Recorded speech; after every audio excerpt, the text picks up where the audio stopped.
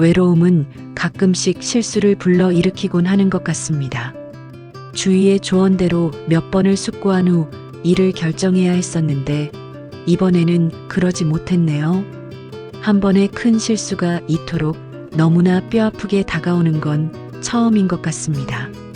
여러분 중에서 재혼에 대해 고민하시는 분들이 계시다면 제 사연을 한번 들어보시는 것을 권해드려요. 저와 같은 일이 여러분에게 생기지 않길 바랄 뿐입니다. 저는 이정희입니다. 올해 56이죠. 전남 여수에서 작은 꽃집을 운영하고 있습니다. 남편을 잃은 지 벌써 8년이 흘렀네요. 처음엔 모든 게 무너진 것 같았어요. 하지만 시간이 흐르면서 혼자만의 조용한 삶에 익숙해졌습니다.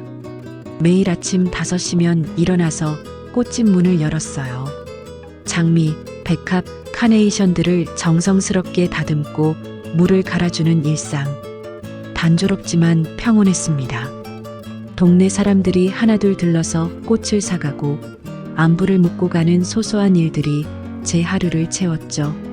그런데 그날이 왔습니다. 여수 시립미술관에서 자선 행사가 있다고 초대장이 날아왔어요. 평소라면 거절했을 텐데 왠지 나가야 할 것 같은 기분이 들었습니다. 검은색 원피스에 진주 목걸이를 걸고 오랜만에 화장을 했어요. 거울 속 제 모습이 낯설게 느껴졌습니다. 미술관은 생각보다 화려했습니다. 정장을 입은 사람들이 와인잔을 들고 작품들을 감상하고 있었어요. 저는 구석진 곳에서 조용히 그림들을 보고 있었는데 갑자기 옆에서 목소리가 들렸습니다. 이 그림 어떻게 보세요?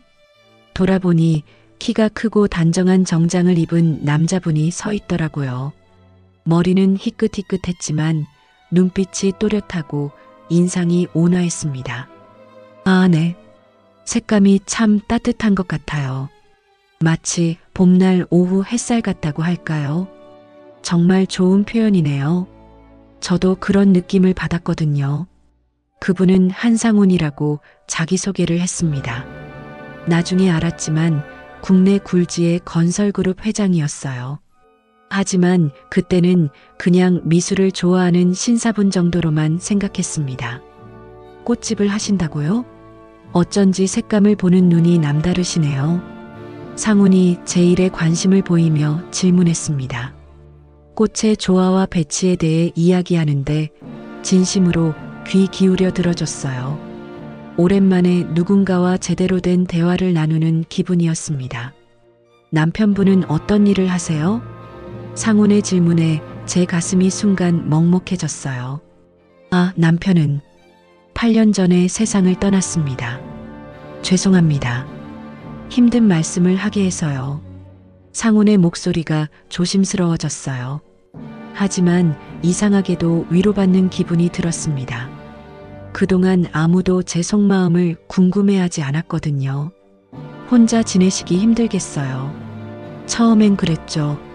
하지만 이제는 괜찮습니다. 꽃들이 좋은 친구가 되어줘서요. 상훈이 고개를 끄덕였어요. 그 시선이 참 따뜻했습니다. 행사가 끝날 무렵 상훈이 조심스럽게 말을 꺼냈습니다. 실례가 안 된다면 다음에 시간 되실 때 커피 한 잔 어떨까요? 꽃 이야기 더 듣고 싶어요. 가슴이 두근거렸습니다. 이런 감정을 느끼는 게 언제였나 싶었어요. 8년 만에 처음으로 누군가에게 설레는 마음을 품게 된 거죠. 좋습니다. 언제든 연락하세요. 그날 밤 집에 돌아와서도 잠이 오지 않았어요. 마치 10대 소녀가 된 것처럼 가슴이 떨렸습니다. 혹시 이게 운명일까요? 그때는 정말 그런 생각이 들었어요. 그 후로 상훈과는 자주 만나게 되었어요. 처음엔 조용한 카페에서 차를 마시며 이런저런 얘기를 나누는 정도였습니다. 상훈은 제 말을 진심으로 들어줬어요. 꽃집 운영의 어려움부터 남편을 잃고 혼자 살아온 외로움까지 누군가에게 이렇게 속마음을 털어놓는 건 정말 오랜만이었습니다. 그런데 어느 화요일 오전 평소와는 전혀 다른 일이 벌어졌어요. 꽃집 앞에 검은색 고급 승용차가 멈췄습니다. 번호판을 보니 서울 차량이더라고요. 차에서 정장을 입은 남자들이 먼저 내렸어요. 그 뒤로 상훈이 나타났습니다. 어머, 저 차 좀 봐. 얼마나 비싼 차야. 카운터 앞에 있던 김순자 할머니가 작은 목소리로 중얼거렸어요. 꽃을 고르던 젊은 주부들도 모두 창문 쪽으로 고개를 돌렸습니다. 저는 가슴이 두근거리기 시작했어요. 상훈이 손에 커다란 백합 꽃바구니를 들고 가게 문을 열었습니다. 제 꽃집에서 파는 것보다 훨씬 크고 화려한 바구니였어요. 하얀 백합들이 정말 우아하게 배치되어 있었습니다. 이 가게가 여수에서 가장 향기로운 곳이네요. 상훈의 목소리가 온 가게에 울려 퍼졌어요. 그 순간 가게 안에 있던 모든 사람들이 저를 쳐다봤습니다. 김순자 할머니부터 젊은 주부들까지 누군지 모르지만 대단한 분 같다는 눈빛이었어요. 어머머, 정희 씨 아는 분이세요? 저런 멋진 분이 왜 여기에? 속삭이는 소리들이 들렸습니다. 제 얼굴이 붉어지는 걸 느꼈어요. 부끄럽기도 하고 설레기도 하고 당황스럽기도 하고 정말 복잡한 감정이 밀려왔습니다. 이렇게까지 오실 필요 없었는데요. 제가 작은 목소리로 말하자 상훈은 환하게 웃으며 대답했습니다. 당연히 와야죠. 이정희 씨가 계신 곳이니까요. 그 말에 가게 안 사람들이 웅성거리기 시작했어요. 누가 저런 멋진 분인지, 정희 씨와는 어떤 사이인지 궁금해하는 시선들. 저는 어찌할 바를 몰라 손으로 앞치마를 만지작거렸습니다. 이 꽃들 정말 예쁘네요. 어디서 가져오신 거예요? 서울에서 특별히 주문했습니다. 이정희 씨께 어울릴 것 같아서요. 상훈의 말에 또 한 번 웅성거림이 일었어요. 이제 온 동네에 소문이 날 게 뻔했습니다. 그날 이후로 상훈은 매주 금요일이면 여수로 내려왔어요. 처음엔 단순한 식사였는데 점점 특별한 곳들로 데려가기 시작했습니다. 바다가 보이는 고급 레스토랑에서 코스 요리를 먹기도 하고 순천만 갈대밭을 걸으며 대화를 나누기도 했죠. 이런 곳에 와본 지가 언제인지 모르겠어요. 고급 레스토랑에 앉아 창밖 바다를 바라보며 제가 말했습니다. 웨이터가 정중하게 음식을 서빙하고 촛불이 은은하게 타오르는 분위기. 꿈 같은 시간이었어요. 앞으로 자주 이런 곳에 오시게 될 거예요. 상훈이 의미심장하게 말했습니다. 그 말의 뜻을 완전히 이해하지는 못했지만 왠지 가슴이 설렜어요. 가장 기억에 남는 건 어느 토요일 오후였습니다. 상훈이 저를 데리고 간 곳은 일반인들은 들어갈 수 없는 개인 정원이었어요. 온갖 꽃들이 계절별로 심어져 있고 작은 연못과 분수까지 있는 꿈 같은 공간이었습니다. 어떠세요? 마음에 드시나요? 정말 아름다워요. 이런 곳이 있는 줄도 몰랐어요. 저는 감탄사를 연발하며 꽃들을 구경했습니다. 상훈은 제 옆에서 흐뭇하게 바라봤어요. 그 시선이 참 따뜻했습니다. 하지만 한편으로는 부담스러운 마음도 들었어요. 이런 대접을 받을 자격이 제게 있을까 하는 생각. 상훈은 분명 저와는 다른 세계에 사는 분인데 과연 이 관계가 지속될 수 있을까 하는 의문도 생겼죠. 그래도 그 순간만큼은 정말 행복했습니다. 2달 정도 만나면서 상훈과 저는 점점 가까워졌어요. 매주 만나는 시간이 기다려졌고 전화 통화도 자주 했습니다. 그런데 어느 날 상훈이 특별한 제안을 했어요. 이번 주말에 서울로 올라오시는 건 어떨까요? 특별한 곳에 가고 싶어서요. 서울까지요? 그건 너무 멀어서. 걱정하지 마세요. 제가 모든 걸 준비해 드릴게요. 상훈의 간절한 목소리에 결국 승낙하고 말았습니다. 금요일 저녁 상훈이 보낸 차를 타고 서울로 향했어요. 고급 호텔에서 하룻밤을 보내고 토요일 오후에 한강으로 향했습니다. 한강공원에 도착하니 크루즈선이 기다리고 있었어요. 생각보다 큰 배였고 사람들이 제법 많이 타고 있었습니다. 이런 배 타본 게 언제인지 모르겠어요. 오늘은 정말 특별한 날이 될 거예요. 상훈의 말에 왠지 모를 설렘이 밀려왔습니다. 배가 출발하자 한강의 야경이 펼쳐졌어요. 반포대교, 한강대교 하나씩 지나가는 다리들이 정말 아름다웠습니다. 와, 정말 예뻐요. 이런 풍경이 있는 줄 몰랐어요. 이정희 씨와 함께 보니까 더 아름다워 보이네요. 상훈의 말에 얼굴이 빨개졌어요. 이런 로맨틱한 말을 들어본 지가 얼마나 오래된 건지. 크루즈가 반포대교 근처에 멈췄을 때였습니다. 갑자기 하늘에서 불꽃놀이가 터지기 시작했어요. 하늘을 가득 채우는 화려한 불꽃들. 주변 승객들이 모두 감탄사를 내뱉었습니다. 어머, 불꽃놀이네요. 오늘 무슨 날인가요? 특별한 날이죠. 상훈이 제 손을 잡더니 갑자기 한쪽 무릎을 꿇었어요. 그리고 작은 상자를 꺼냈습니다. 상자를 열자 눈부신 다이아 반지가 나타났어요. 이정희 씨, 남은 생을 함께 해줬으면 합니다. 그 순간 시간이 멈춘 것 같았어요. 불꽃놀이는 계속 터지고 있었고 주변 사람들은 박수를 치기 시작했습니다. 어떤 아주머니는 어머, 프로포즈네 하며 소리를 질렀어요. 눈물이 주르륵 흘러내렸습니다.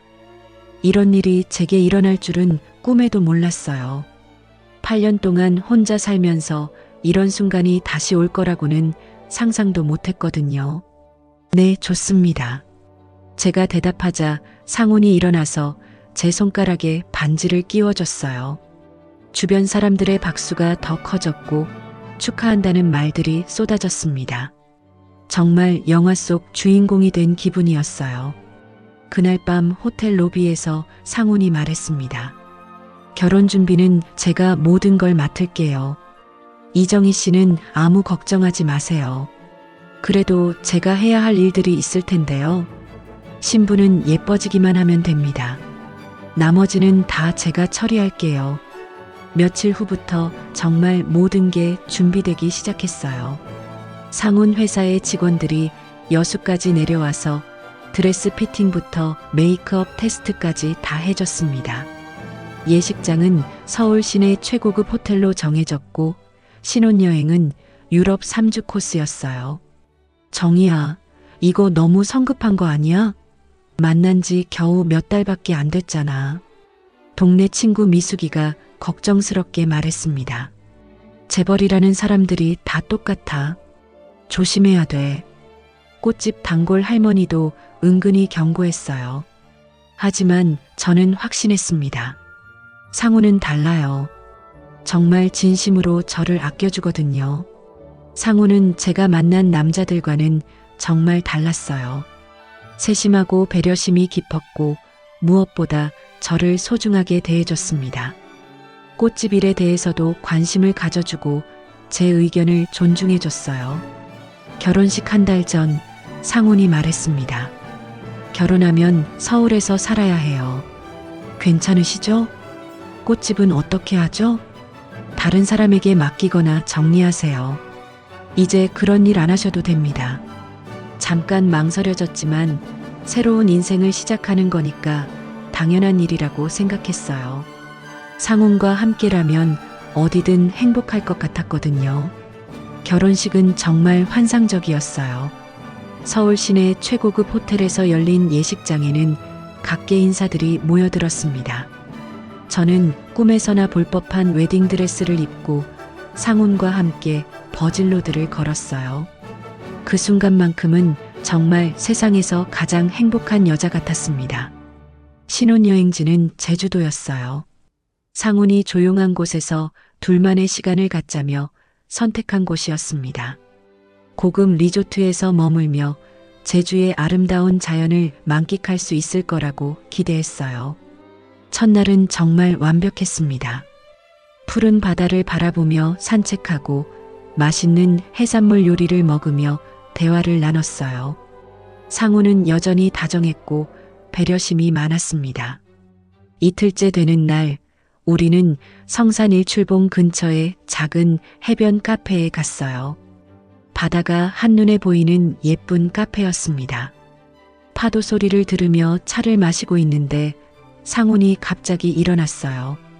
여기서 사진 찍으면 예쁠 것 같은데요. 기념사진 남겨요. 저도 좋다고 했죠. 오랜만에 행복한 모습을 사진으로 남기고 싶었어요. 바다를 배경으로 서니까 정말 멋진 풍경이었습니다. 자, 손은 이렇게 올리시고요. 상훈이 제 팔을 잡고 위치를 조정했어요. 고개는 조금 더 오른쪽으로 돌리세요. 그래요. 그 정도면 좋아요. 처음엔 더 예쁜 사진을 찍어주려는 배려라고 생각했어요. 하지만 계속 지시가 이어졌습니다. 표정이 너무 딱딱해요. 좀 더 자연스럽게 웃어보세요. 어깨는 내리시고 턱은 살짝 들어보세요. 아니에요. 그렇게 말고 이렇게요.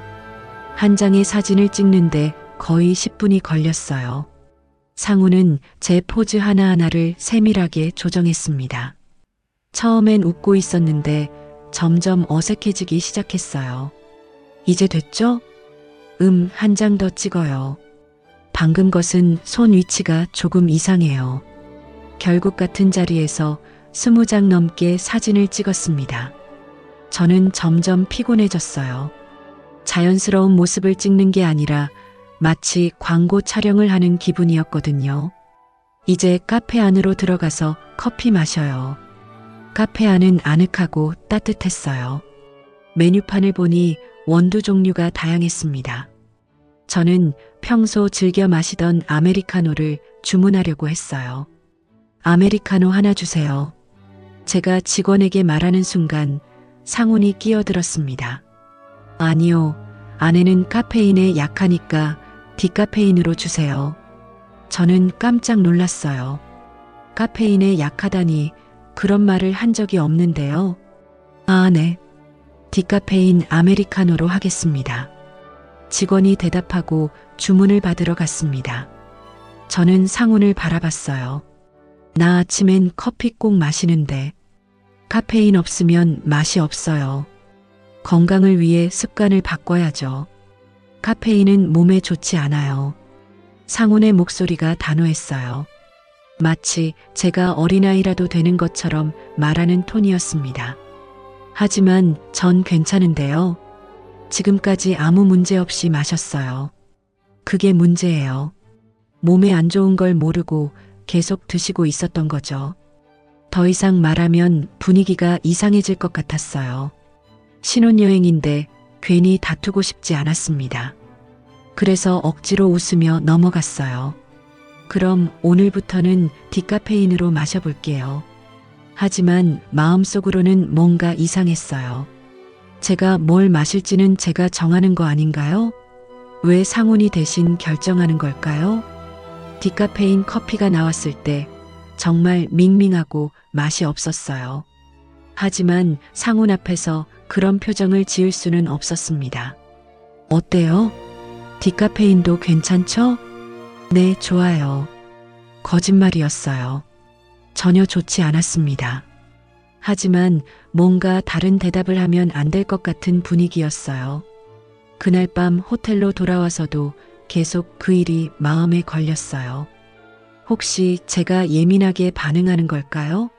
상우는 제 건강을 걱정해서 그런 거겠죠. 하지만 왠지 모르게 기분이 이상했습니다. 아직은 신혼여행이니까 서로 맞춰가는 과정이라고 생각하려 했어요. 하지만 가슴 한편으로는 작은 의문이 싹트기 시작했습니다. 신혼여행을 마치고 서울로 돌아왔어요. 상훈의 집은 한남동에 있는 거대한 저택이었습니다. 정원만 해도 웬만한 공원 크기였고 집 안에는 방이 12개나 되었어요. 처음 들어갔을 때는 정말 궁전에 온 기분이었습니다. 어때요? 마음에 드시나요? 너무 크고 화려해서 제가 살기엔 금방 익숙해지실 거예요. 여기가 이제 이정희 씨 집이니까요. 하지만 익숙해지기는커녕 점점 더 어색해졌어요. 첫날 밤부터 뭔가 이상했거든요. 상훈이 작은 종이를 건네주더라고요. 내일 일정표예요. 미리 보시고 준비하세요. 일정표라니요?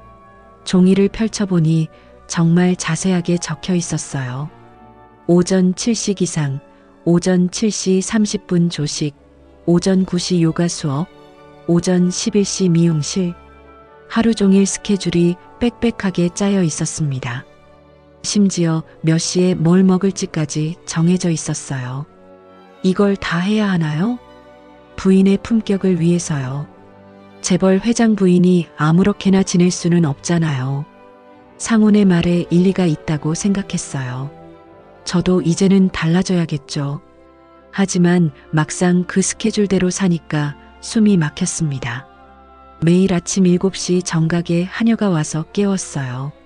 아침 식사는 영양사가 짜준 메뉴였고 운동도 개인 트레이너가 지도했습니다. 그런데 제가 하고 싶은 건 하나도 없었어요. 가장 충격적이었던 건 옷장이었습니다. 제가 여수에서 가져온 옷들은 모두 치워져 있었어요. 대신 새로운 옷들이 가득 걸려 있었습니다. 이 옷들은 어디서 온 거예요? 스타일리스트가 부인 체형에 맞춰 준비한 거예요. 앞으로는 이 옷들만 입으시면 됩니다. 제가 좋아하던 편안한 원피스나 청바지는 하나도 없었어요. 전부 정장이나 고급 브랜드 옷들 뿐이었습니다. 제 옷은 어디에 있나요? 재벌 회장 부인에게 어울리지 않는 옷들은 정리했습니다. 정리했다는 게 무슨 뜻인지 알 것 같았어요. 아마 버렸거나 어디엔가 보관했겠죠. 제가 아끼던 옷들인데도 말이에요. 그날부터 매일 아침 스타일리스트가 와서 제 옷을 골라줬습니다. 어떤 액세서리를 할지, 어떤 가방을 들지까지 다 정해줬어요. 오늘은 회장님과 중요한 미팅이 있으시니까 이 정장으로 하겠습니다. 전 그냥 편한 옷을 입고 싶은데요. 부인께서 편하게 입으시면 회장님 이미지에도 영향을 줍니다. 결국 제가 원하는 옷은 입을 수 없었어요. 매일 남이 정해준 옷을 입고 남이 정해준 스케줄대로 움직였습니다. 일주일쯤 지났을 때였어요. 여수에 있는 친구 미숙이에게서 전화가 왔습니다. 정희야, 어때? 신혼생활 재밌어? 응, 좋아. 근데 바빠서 죽겠어. 그럼 이번 주말에 내가 서울로 놀러 갈까? 오랜만에 만나자. 정말 반가웠어요. 친구와 만나서 속 시원하게 이야기하고 싶었습니다. 좋아, 그래. 언제 올래? 하지만 상훈에게 이야기했을 때 반응이 달랐어요. 이번 주말은 안 되겠어요. 중요한 모임이 있거든요. 그럼 다음 주는 어때요? 다음 주도 스케줄이 있고, 당분간은 힘들 것 같네요. 그럼 언제쯤 가능할까요? 나중에 시간 되면 연락드릴게요. 결국 미숙이와 만나는 일은 무산됐어요. 저는 상훈에게 다시 물어봤습니다. 정말 중요한 모임인가요? 친구 하나 만나는 것도 안 돼요? 부인의 교육과 사교계 적응이 더 중요해요. 개인적인 만남은 나중에 하세요. 그때 깨달았어요. 제가 원하는 건 아무것도 할 수 없다는 걸. 언제 일어날지, 뭘 먹을지, 뭘 입을지, 누굴 만날지까지 모든 게 정해져 있었어요. 밤에 침대에 누워서 생각했습니다. 이 집에서 나는 나대로 살 수 없구나. 마치 예쁜 새장 속의 새가 된 기분이었어요. 새장은 황금으로 만들어져 있지만 결국은 새장일 뿐이었습니다. 그런데 상훈은 이런 제 마음을 전혀 이해하지 못하는 것 같았어요. 오히려 제가 불만을 표현하면 이상하다는 표정을 지었습니다. 이렇게 좋은 환경에서 뭐가 불만이세요? 점점 숨이 막혔어요. 자유롭게 커피 한 잔 마실 수도 없고 친구 하나 만날 수도 없는 살. 이게 정말 제가 꿈꾸던 결혼 생활일까요? 한 달이 지나면서 저는 집 안 분위기를 조금씩 파악하기 시작했어요. 하인들과 경호원들이 여러 명 있었는데 처음엔 모두 정중하고 친절했습니다. 하지만 시간이 지날수록 그들 사이에서 은근히 나누는 대화들이 귀에 들어오기 시작했어요. 어느 날 오후 정원에서 산책을 하다가 우연히 정원사와 하인 아주머니의 대화를 들었습니다. 새 부인은 괜찮은 것 같아. 그러게요. 착하시고 예의도 바르시고 이번엔 오래 계셨으면 좋겠는데 이번엔 오래 계셨으면 그 말이 이상했어요. 왜 그런 말을 하는 걸까요?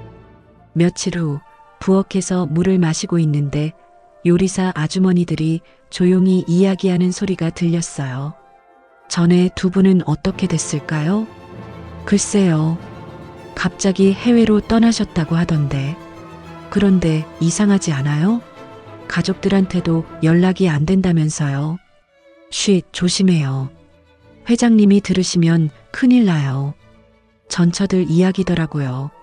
상훈에게 전처가 있다는 건 알고 있었어요. 2번 결혼했다가 이혼했다고 들었거든요. 하지만 갑자기 해외로 떠났다니요? 그것도 가족들과 연락이 안 된다니요? 호기심이 생겼어요. 그날 저녁 상훈에게 자연스럽게 물어봤습니다. 여보, 전에 결혼하셨던 분들은 어떻게 지내세요? 상훈의 표정이 순간 굳어졌어요. 왜 갑자기 그런 걸 물어보세요? 그냥 궁금해서요. 좋은 관계로 헤어지셨나 해서. 과거 일은 묻지 마세요.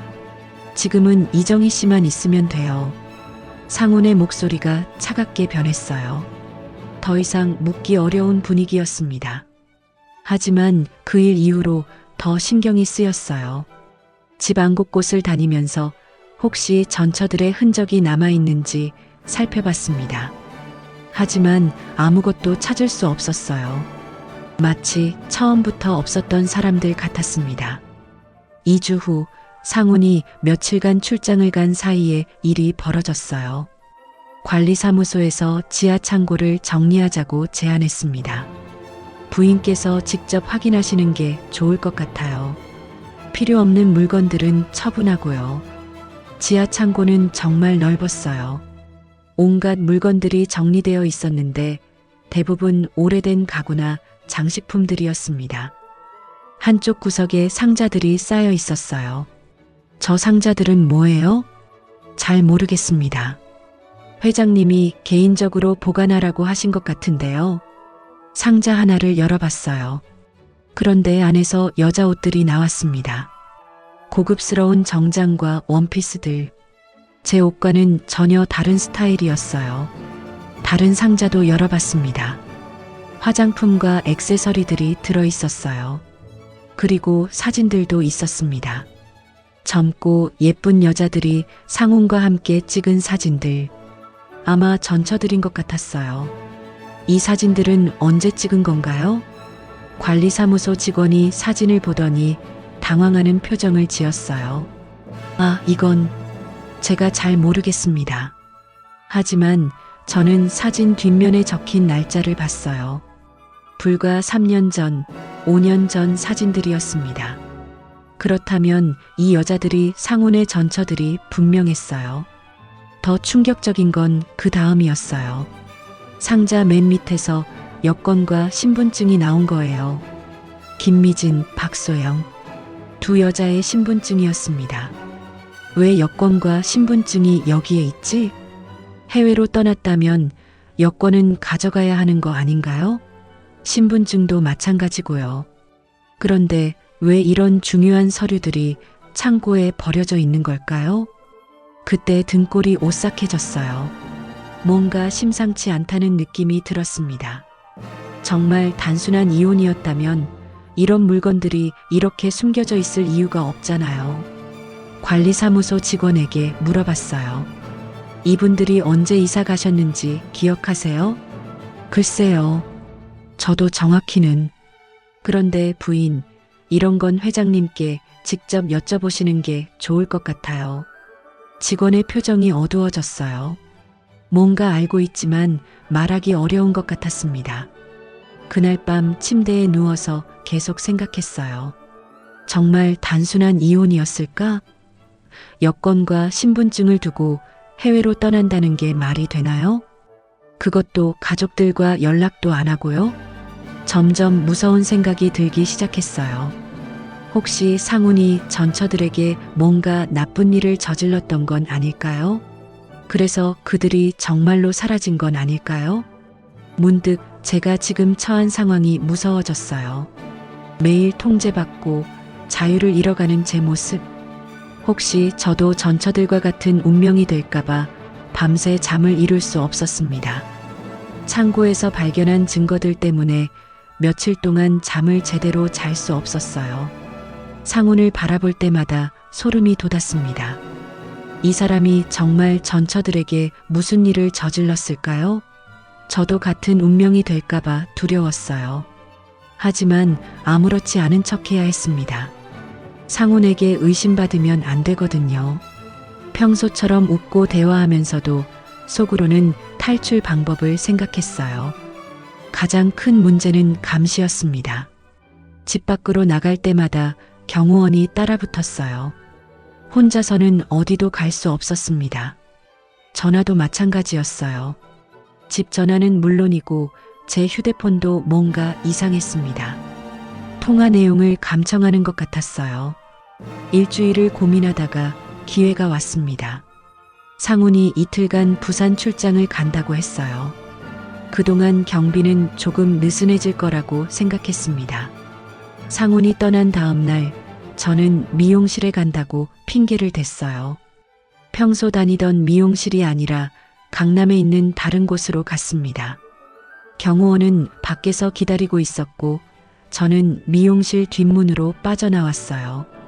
급하게 택시를 타고 여수에서 올라온 지인 연희를 만났습니다.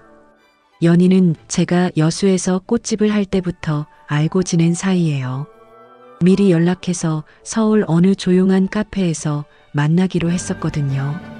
정희야, 무슨 일이야? 목소리가 이상하더라. 연희가 걱정스러운 표정으로 물어봤어요. 저는 지금까지 있었던 일들을 차근차근 이야기했습니다. 통제당하는 일상부터 창고에서 발견한 전처들의 물건까지 모든 것을요. 정말 그런 일이 있었어? 연희의 얼굴이 창백해졌어요. 그리고 잠시 생각하더니 충격적인 말을 했습니다. 정희야, 혹시 박소영이라는 이름 들어봤어? 네, 신분증에서 봤어요. 상훈의 전처 중 한 명인 것 같던데. 소영이는 내 대학 동기야. 3년 전에 갑자기 연락이 끊어졌어. 연희의 말에 심장이 멈추는 것 같았어요. 정말요? 그럼 소영 씨가 해외로 떠났다는 건 거짓말일 가능성이 높아. 소영이는 해외여행도 싫어하던 애였거든. 게다가 가족들이 찾아도 연락이 안 된다니까. 연희가 더 무서운 말을 했어요. 정희야, 그 사람 절대 쉽게 놓아주지 않을 거야. 소영이도 결혼 후에 이상하다고 전화한 적이 있어. 자유가 없다고, 감시당한다고. 등골이 서늘해졌어요. 제가 지금 겪고 있는 일과 똑같잖아요. 어떻게 해야 해요? 지금 당장 도망쳐야 해. 그리고 법적으로 대비해야 하고. 연희가 변호사를 소개해줬어요. 가정폭력과 이혼 전문 변호사였습니다. 그날 오후에 바로 만났어요. 증거가 있으신가요? 변호사가 물어봤습니다. 저는 핸드폰으로 몰래 찍어둔 창고의 사진들을 보여줬어요. 전처들의 신분증과 여권, 개인 물품들 사진이었습니다. 이건 정말 심각한 문제네요. 당장 신변 보호 조치가 필요할 것 같은데요. 그런데 저는 어떻게 해야 해요? 집에 돌아가야 하는데. 일단 안전한 곳으로 피하세요. 그리고 더 많은 증거를 수집해야 합니다. 변호사가 구체적인 조언을 해줬어요. 녹음기를 주면서 상훈과의 대화를 녹음하라고 했습니다. 그리고 집안에서 더 많은 증거를 찾아보라고 했어요. 하지만 무엇보다 안전이 우선이에요. 위험하다고 느끼면 즉시 연락하세요. 미용실로 돌아갔을 때 경호원은 아직 차에서 기다리고 있었어요. 다행히 제가 없었던 걸 모르는 것 같았습니다. 그날 밤 상훈이 돌아왔을 때도 평소처럼 행동했어요. 하지만 속으로는 계획을 세우고 있었습니다. 증거를 더 모으고 적절한 때에 탈출해야겠다고요. 며칠 후 기회가 왔어요. 상훈이 일주일간 해외 출장을 간다고 했습니다. 저는 건강검진을 받으러 강원도에 있는 요양병원에 간다고 핑계를 댔어요. 혼자 가시겠어요? 경호원을 보낼까요? 아니에요. 조용히 쉬고 싶어서요. 며칠 있다가 올게요. 상훈은 별 의심 없이 허락했어요. 아마 제가 도망칠 용기도 없고 갈 곳도 없다고 생각했을 거예요. 강원도 산골의 작은 펜션에 도착했을 때 처음으로 숨을 쉴 수 있었어요. 감시받지 않는 자유로운 공간. 정말 오랜만이었습니다. 그곳에서 변호사와 연희와 계속 연락을 주고받으며 구체적인 계획을 세웠어요. 이제 반격할 시간이었습니다. 강원도에서 일주일을 보내며 변호사와 함께 치밀한 계획을 세웠어요. 상훈이 해외 출장에서 돌아오기 전에 모든 준비를 마쳐야 했습니다. 연희와 다른 지인들도 적극적으로 도와줬어요. 가장 중요한 건 증거 수집이었습니다. 변호사가 사설 탐정을 고용해서 상훈의 과거를 조사했어요. 놀랍게도 재산 은닉 의혹과 전처들에 대한 통제 행위들이 하나둘씩 드러났습니다. 이정희 씨, 정말 위험한 상황이었어요. 다행히 빠져나오셨네요. 변호사가 심각한 표정으로 말했습니다.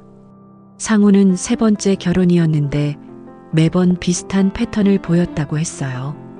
처음엔 달콤한 구애를 하다가 결혼 후에는 완전히 통제하려 드는 거죠. 전처들은 정말 어떻게 된 거예요? 확실하지는 않지만 해외로 떠났다는 건 거짓일 가능성이 높아요. 아마 협박이나 회유로 입을 막았을 거예요. 서울로 돌아간 후 본격적인 법적 절차에 들어갔습니다. 상훈은 제가 갑자기 이혼 소송을 제기한 걸 알고 크게 당황했어요. 이정희 씨, 뭔가 오해가 있는 것 같은데요. 대화로 해결해요. 상훈이 달래려 했지만 저는 단호했습니다. 대화할 게 없어요. 이미 변호사를 통해 모든 걸 진행할 거예요. 재판이 시작되자 상황은 예상보다 빠르게 진행됐어요. 상훈 측에서 이미지 실추를 우려해서 언론에 알려지기 전에 합의하자고 나온 거죠. 재산 분할과 위자료를 합쳐서 50억 원을 드리겠습니다. 대신 이 일이 밖으로 알려지지 않게 해주세요. 상훈의 변호사가 제안했어요. 50억이라니 상상도 못한 큰 돈이었습니다. 하지만 저에게는 돈보다 자유가 더 중요했어요. 좋습니다. 하지만 조건이 있어요. 앞으로 절대 저에게 접근하지 마세요. 그리고 전처들에 대한 진실도 밝혀야 해요. 마지막 재판날 상훈과 마주쳤을 때 그의 얼굴이 많이 변해 있었어요. 자신감 넘치던 모습은 온데간데없고 초라해 보였습니다. 이정희 씨, 정말 후회하게 될 거예요. 저만큼 잘해줄 사람은 없을 텐데. 그 잘해준다는 게 감시하고 통제하는 거였나요? 저는 그런 사랑 원하지 않아요. 그렇게 6개월간의 악몽 같은 결혼 생활이 끝났습니다. 합의금을 받고 자유의 몸이 된 저는 어디로 갈지 고민했어요.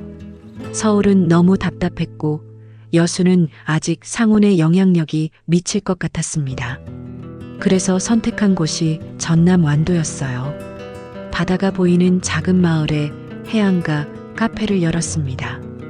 꽃집과 카페를 함께 운영하는 복합 공간이었어요. 매일 새벽 5시면 일어나서 꽃들을 정리하고 커피를 준비합니다. 아무도 저에게 뭘 하라고 지시하지 않아요. 제가 원하는 대로 제가 좋아하는 일을 할 수 있습니다. 첫 손님이 왔을 때의 기분을 잊을 수 없어요. 사장님, 아메리카노 하나 주세요. 네, 바로 내려드릴게요. 제가 직접 원두를 갈고 커피를 내렸어요. 디카페인이 아닌 진짜 커피를요.